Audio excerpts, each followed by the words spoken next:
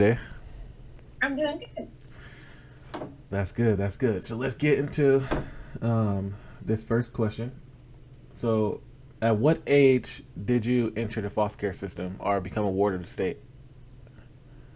Well, that's a little complicated, but I was first introduced to the foster care system when I was 10. The entrance to CPS was very traumatizing because they failed to remove me and did not intervene appropriately. I entered care for a short span of time when I was 11 to 12 and was returned home. I re entered care when I was 13, and at that point, I refused to go home. Okay, okay. So, what? Why did you enter the foster care system by chance? The initial allegations were sexual, but there was also physical, emotional abuse, and domestic violence.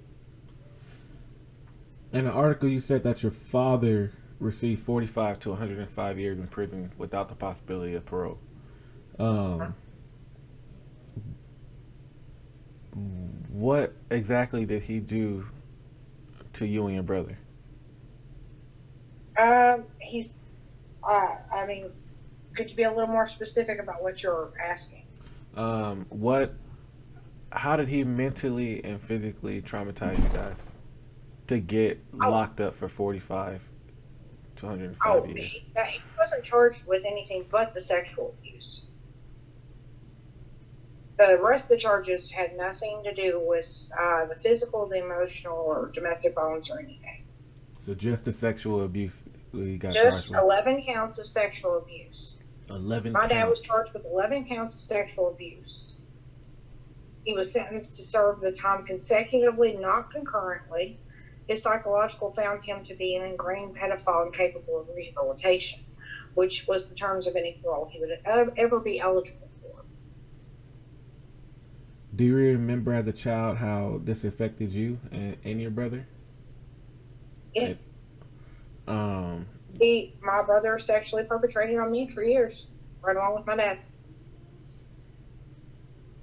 do you think at that time your brother was just mentally unstable? Or he knew exactly what he was doing?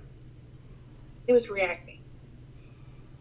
He was reactive in more ways than that. He also hurt me on purpose. He saw me as little Orphan, which was my dad's name.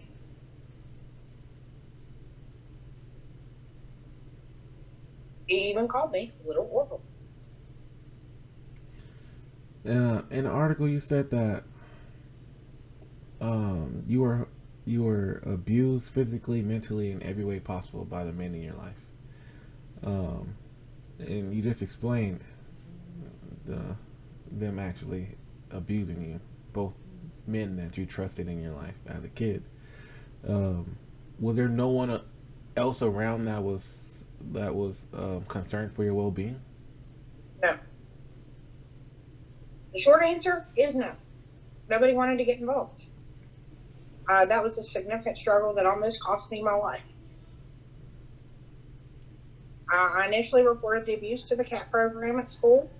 6 months later, I came home from school knowing nothing about my dad or nothing about it, the CPS coming or anything, that my dad knew anything.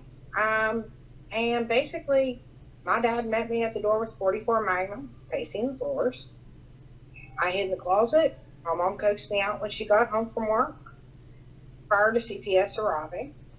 When the CPS worker arrived, I reiterated the allegations of sexual abuse, despite being threatened by a gun by my dad. She watched him run at me while she was there. She left me there with him, telling him he had to leave. CPS never came back. Shortly after, the house burned down. The day it burned, my dad picked me up from the same school I told him. And then I was severely beaten for telling on my dad. As far as, the neighbors knew the situation, they refused to get involved. They were afraid of my dad. I was on my own. So In the no, end, it took me changing counties, moving to a new house, going to a new school, telling everyone at school what was going on amongst the kids. Then one day, a police officer showed up at the school, reiterated my allegations yet again. That's the day I actually got removed from my home. CPS was going to take me to get clothes the day I got taken, and I told them my dad would shoot them to get to me. I refused to go in my house. Even my mom fed my dad after CPS came. She knew what was going on. I saw it, and the neighbors told me he was still there. My family knew about the situation too. They refused to get involved. They told me to tell the school. So at the age of, so even before the age of 10, you really just felt like you were alone. Like I there was was, alone. yeah, you were alone, and you knew that you were alone. Yes, I was alone. No I was child, isolated, and my only friends were cats. and you weren't allowed to have friends, correct? Correct. My dad actually slapped me across the face whenever I was 4 years old because he thought I was going to have to play with neighborhood kids on the sidewalk. That's He ridiculous. backhanded, That's mm, knocked me plumb over. that that hurts. Um, your dad passed away last year due to COVID, while serving a life sentence. Were you ever able to forgive him for the things that he did to you?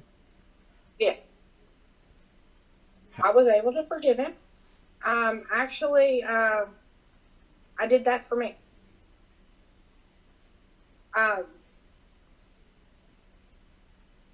because I wanted to be able to let it go, and I didn't want to carry his burden. That's not my job.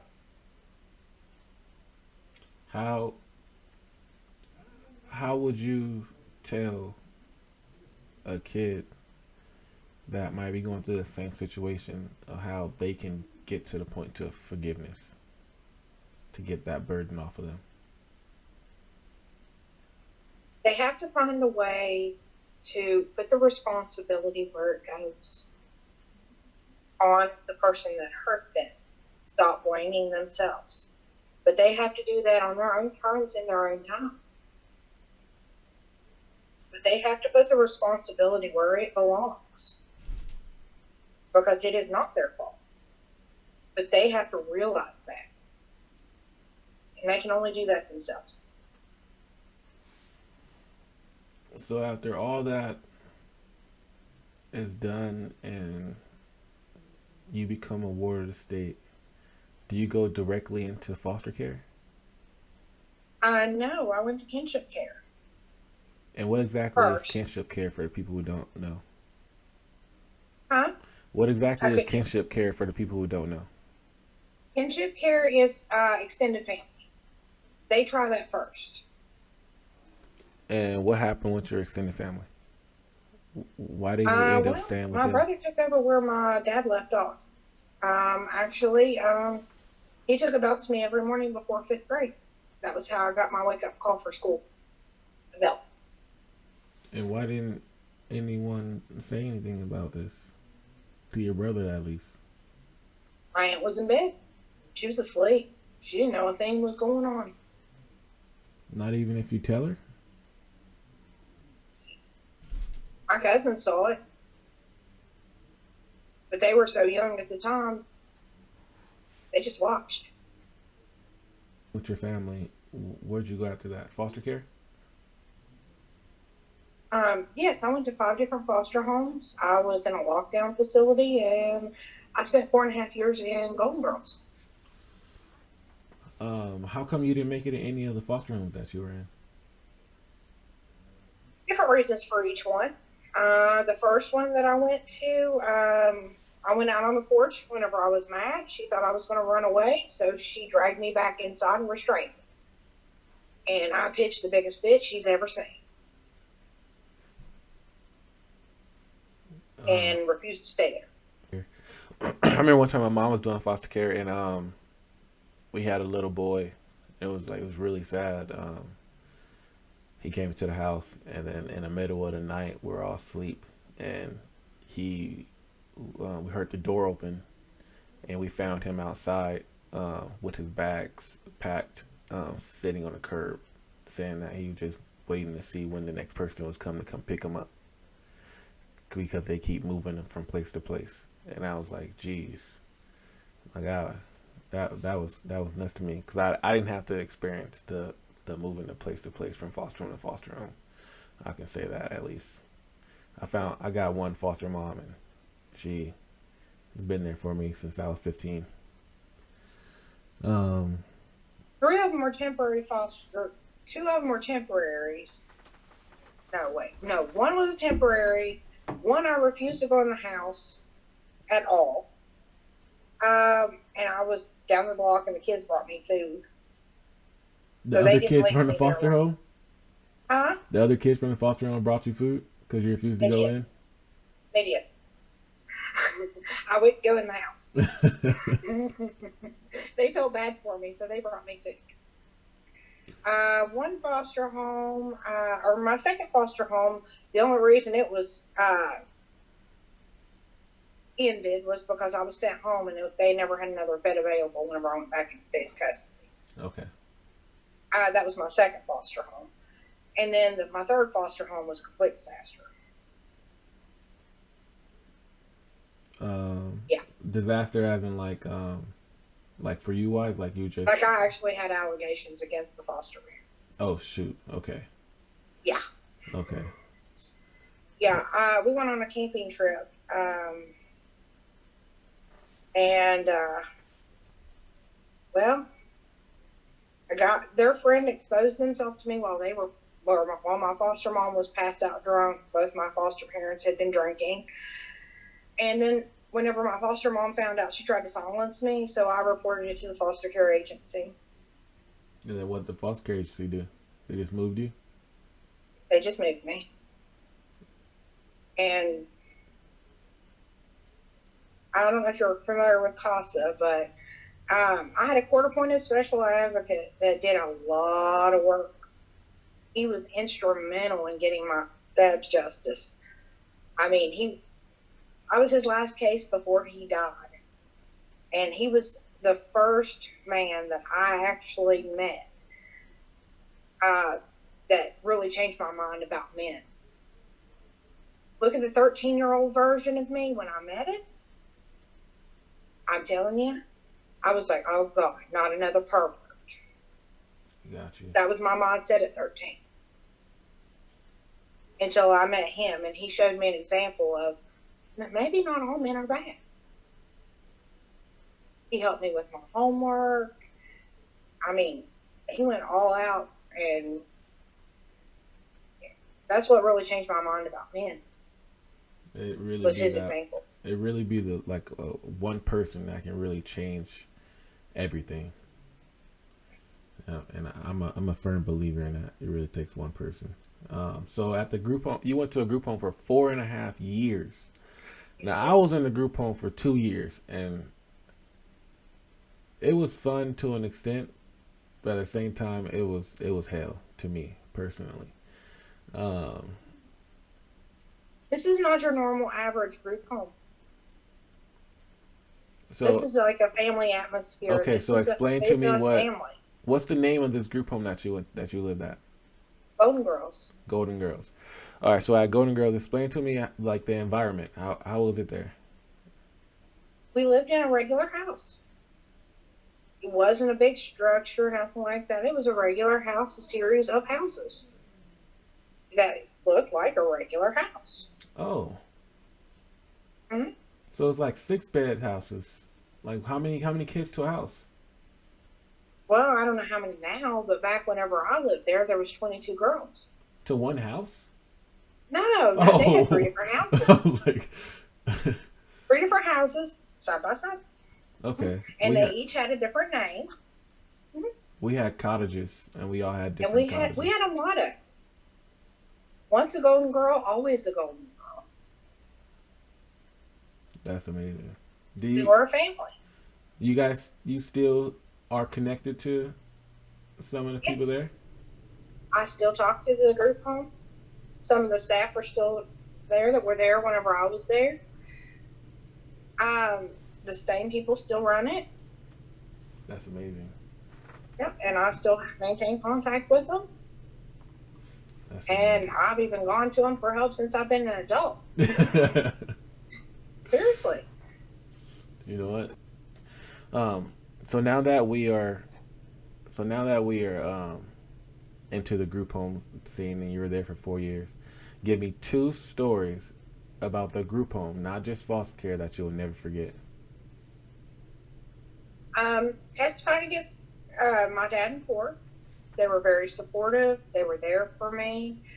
And one of the staff that was there with me the day I testified against my dad is still there. The one that actually took you? The one Oh, that took me to court oh wow. is still with the group home. Oh wow. That's dope. Actually, you still in contact with that person? Yes, I am. That's dope. That's a different type of. I got one person that I wish I was still in contact with to this day. I haven't, like, one day he was just gone. He was one of our counselors there. He was just like, I didn't see him again after that. But I wish I had his number because he changed my life. One thing about me is more so than the people that hurt me, I never forget somebody spit at me. Yes, Never. yes, ma'am.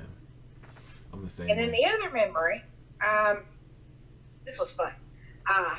Homemade mud wrestling competition. They took a baby pool. Seriously, they took a baby pool, filled it with mud, and we just had fun wrestling in it. We had like matches in this baby pool of mud. So all you Talk got, about like creative. That like was a fun. wait. So you guys just wrestled inside of a mud baby pool, a mud filled baby pool. Yes, we did.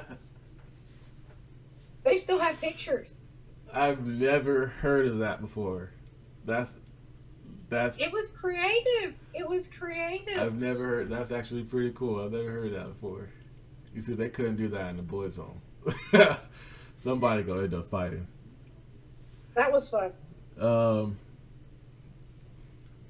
Give me two stories about foster care in general that you'll never forget, whether good or Well, bad. um, I think one of the memories that stands out the most was actually whenever I was placed at home, and it was a random act of kindness by by my second foster mom.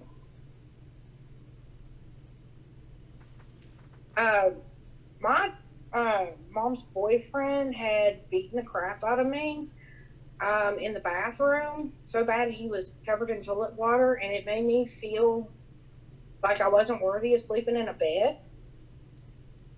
This was long after my dad was out of the picture. My brother wasn't home anymore, nothing like that. I was returned home.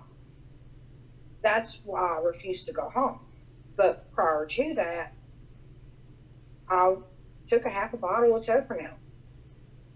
And I slept in my closet because I didn't feel worthy of sleeping in the bed. And ultimately, that's what saved my life. Because I went to a seizure and my mom woke up because I was seizing and kicking the walls. Had I been in my bed, I wouldn't have got medical attention. My heart stopped. My foster mom showed up at the hospital that night. She didn't have to do that. And she comforted my mother. She heard it on the police scanner and she said, I know that's got to be her. She showed up at the hospital just to find out. So it took that for someone to see that you were really going through everything that you were going through. It took for you to try and kill yourself for people to Nobody saw actually. it even then. Nobody cared. So you, after you got out of the hospital, they still returned you home. They were going to. I refused. That's when you refused to go back home. That's when I refused to go back home. I got tired of being beaten on. And I found out in state's custody they can't hit you, or at least they're not supposed to. I was like, oh, yeah, I'll take the gander on that one. Nobody ever hit me in state's custody. That's yeah no. That was a vacation for me. I never got hit in state custody. You know what? How was the transition from going from a lockdown facility to the group home first and foremost? I was welcomed with wide open arms by the girls, by the staff, the family, pretty much. And they just gave me my space so I had time to adjust. And then you stated earlier that you had to go through a whole interview process just to get placed into this group home. Well, I wouldn't say it was a whole interview process. They had to see if I was going to be a good fit. They had to talk to me, Okay. see if I even wanted to go there. They gave me the down low on how it was run and what to expect, what the rules were, that kind of thing, and asked me if I wanted to come. They First gave me the choice. first initial answer? What? Oh yeah, I was like, hey, yeah. um so as you said, you lived at that group home for 4.5 years. Yes. In that time frame, you graduated high school with high honors and had 13 poems published by the time you were 18. How did you get that drive and motivation to just keep succeeding in life, no matter what was happening to you in your past? That's kind of a puzzling one. Not easily explained. It's just part of who I am, I guess. Nobody put that there. It's just a part of me. Outside encouragement helped a lot, but the actual drive and motivation itself was inside of me the whole time. I am stubborn to a fault, and I'm a dream chaser. And the encouragement that I received was just more motivation. Is there anyone? You stated earlier that there was like a lot of people that you can just thank Oh, from I that. have a laundry list. Is I'm a there? culmination of many hearts and hands. Do you have a few people in mind that just stands out? Like these are people that you will 100% never forget. That you will want to give them their flowers. Yeah. Bob Hegwood, Sharon, my foster mom. I'm not going to give her last name, but um, let's see here. Renee Harrison, she was at the group home. Villa DeMatti, she's the one that was in court with me. Yep. So not only did this group home, not only just get the group home 4.5 years, you graduated from the group home from high school, and when you said you weren't ready, they pushed you to go to college. Not only did they push you to go to college when you said you They weren't enrolled me. ready, they enrolled you, and you ended up graduating with your bachelor's from Marshall University. Yep. How does that feel, and what can you tell? What information can you give a kid growing up right now that might be going through the same trauma as you went through, or not even as you went through, just any type of trauma in general that can help them keep that mindset that you can be and do whatever you want? Well, honestly, you never know what you can achieve if you don't try. Try and try again, but if you never try, that's when things become impossible. Gotcha. The impossible becomes possible when you try. Is that a quote? I feel like that's a quote. It might be. Somebody may have said that before. I don't know. Now that you are an adult and you have time to think and understand everything that happened in your situation, with you growing up, um, what would you say to a child that's going through a similar situation? Well, as far as a similar situation, in which regard? As in, um, just every day, just going through the system, angry, mad at everybody, um, Not shy knowing who to to trust. themselves, not feeling like they know who to trust. Just what information can you give them so that they can better themselves to not only be able to trust people, but be able to succeed later on. Because all that anger, if you don't if you don't release that anger in the right channel, and a lot of foster youth don't get the right information on how to release that anger and how to live their life right, they end up dead, or they end up in jail, or they end up on the streets not doing what they're supposed to do and what they're capable of doing. So what can we do, or what can we say to help give them that right push toward that they can do anything they want? Well, a lot of that's empowerment. That falls under the empowerment category. Would you say that's more of like a you thing, or would you say that's more of like a like what we're doing? You're hearing, like you at this point of age now, you can hear us have a conversation about someone's life like we're doing right now, and you can take that and put it into your own, and then you can use it for yourself to make yourself better. Well, one thing that I think that would be helpful more than anything, if you want to actually help the child, is let them choose things for themselves more.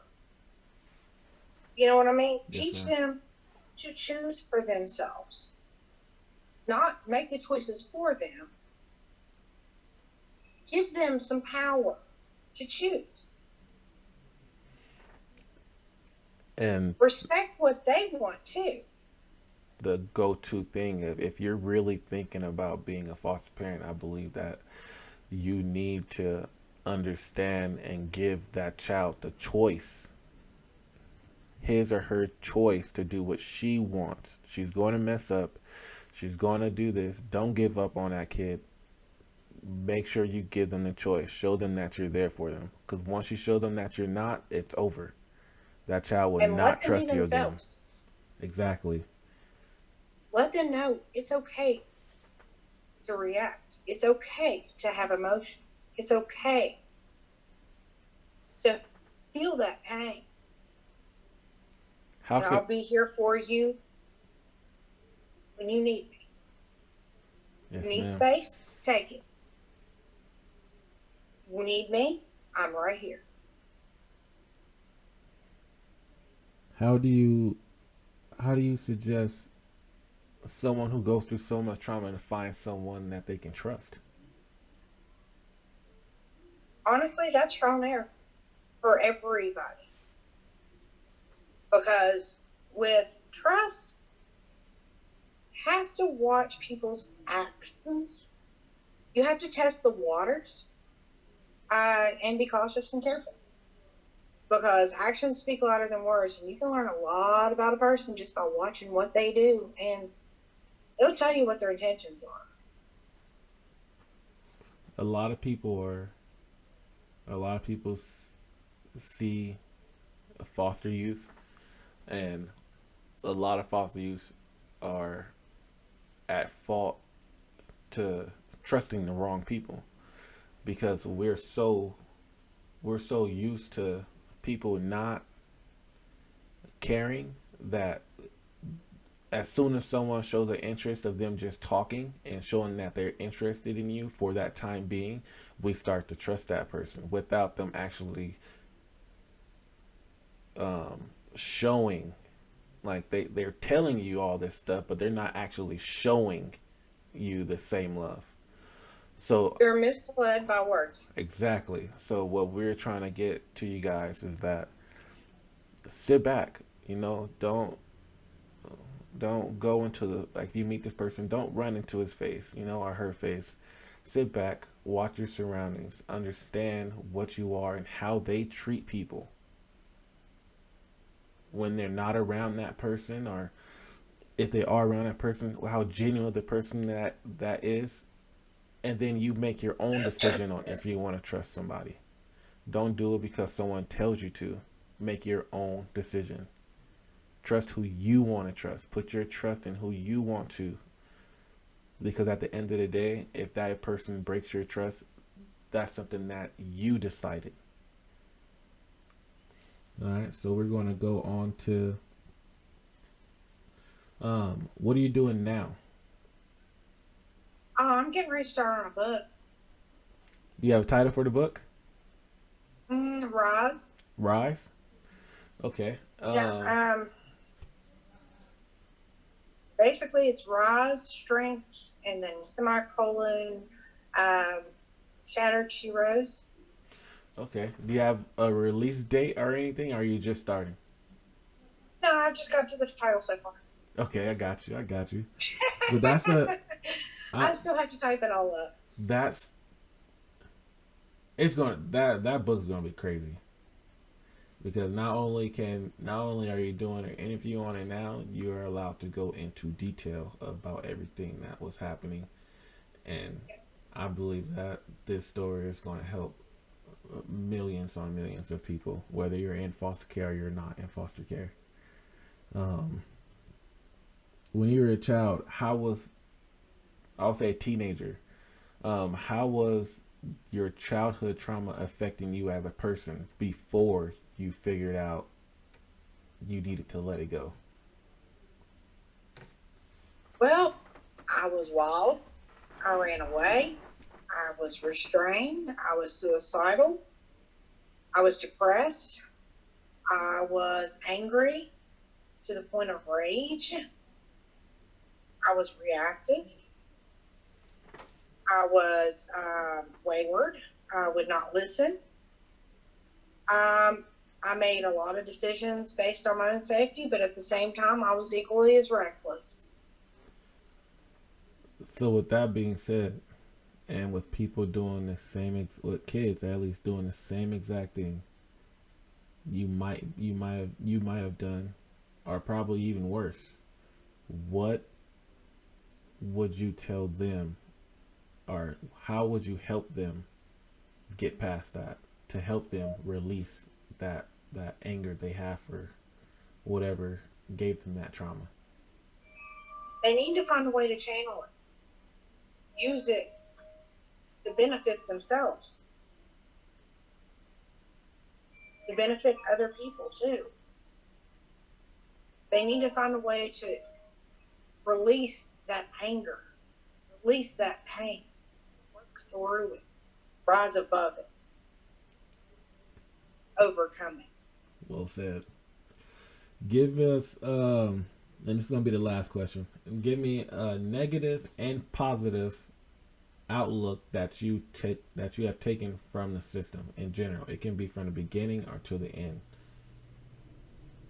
Well, I would say the positive that I'm going to have to say is the system that initially failed me also simultaneously saved my life and gave me a chance I may not have otherwise had in my biological home. So at the same time, I have to say the system failed me. It didn't because it also saved my life. So that's the positive. I survived. I lived. I actually got a chance to live. Yes, ma'am. That I'm sorry, I would have died. That's where it was headed. I'm just happy to be alive. uh, but as far as a negative, my story is only a single example of a child in the system. Foster children are not bad children. Not all of us are fortunate enough to be born into families that appreciate and care for us as they should. The system as a whole has a lot of flaws. It is far from perfect. With everything, you have bad apples. They should they should be addressed because they give the whole system a bad reputation and cause a whole lot more damage. People need to be held accountable for the things they do.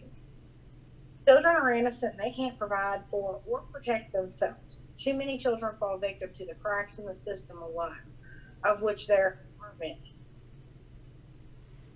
That's amazing.